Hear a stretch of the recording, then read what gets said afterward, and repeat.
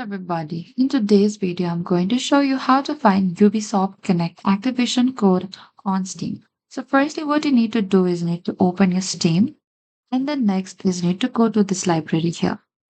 And from the library, what you can do is you can find all of the games, and on the left hand side from the game, you need to simply right click on it and click onto this manager.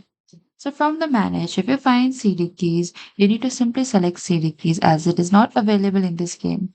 And from here, if a key exists, Steam will show it there. If there is no CD key option, the game likely uses automation activation and there is no code to retrieve.